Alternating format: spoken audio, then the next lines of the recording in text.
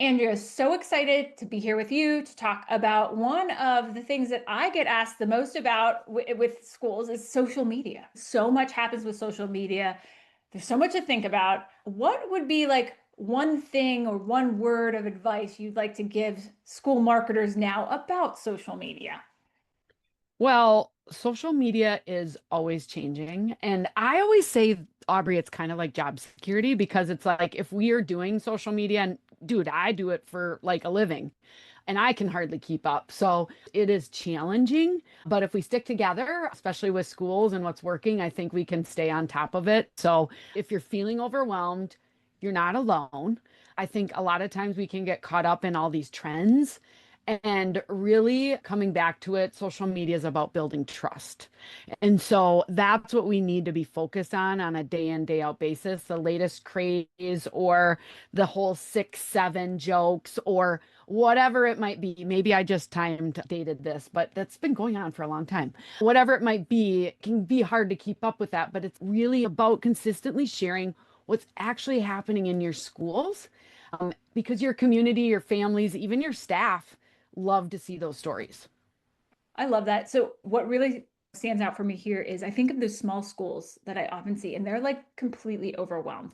And on top of what you just said, is that social media is always changing, right? Not only like the content of social media, but like the actual platforms themselves and what's allowed, what's not, and all the things we talk about a lot. That's changing too. And so, I'm thinking like trying to produce whatever the latest thing is might not be the best use of time and energy. Maybe sticking to what you're talking about is like a more consistent, this is who our school is, these are pictures from the classroom, stuff like that. Could you talk a little bit more about that and like what you've seen schools do when they're limited with time and resources and we just want to work on that building trust factor?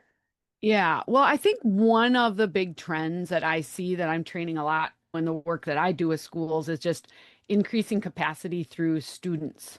So that student contributors, they know these skills like videos, like creating reels or capturing some of the content now, allowing phones in the classrooms. Many states are now restricted and many schools are restricted on that, but there's ways around that. So I think that is a definite option for you.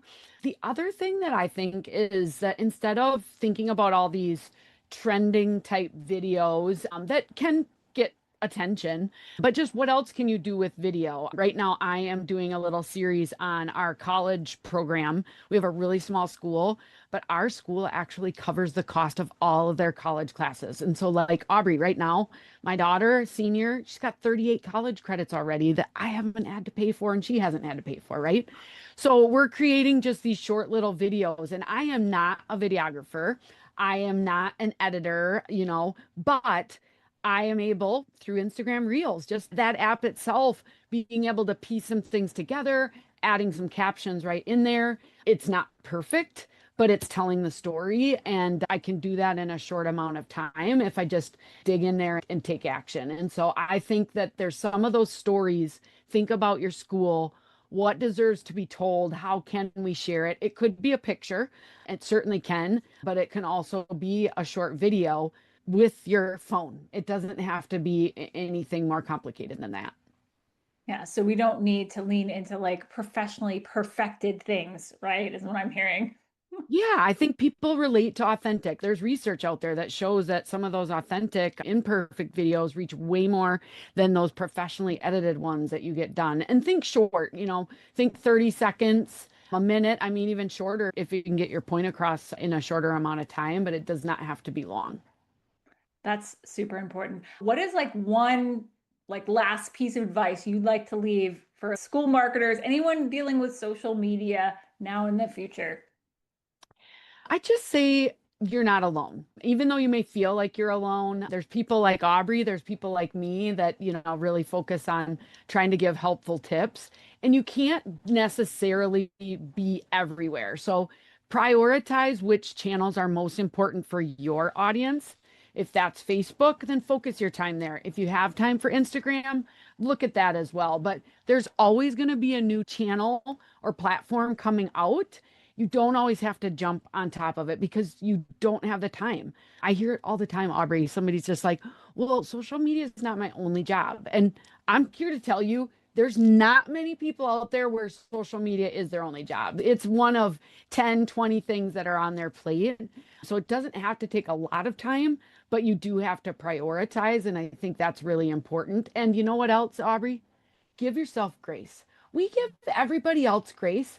We sometimes are so tough on ourselves. So I had somebody that I was just talking to today, and they're talking about all these photos they have, and Michelle's her name, and Michelle's like, you know what?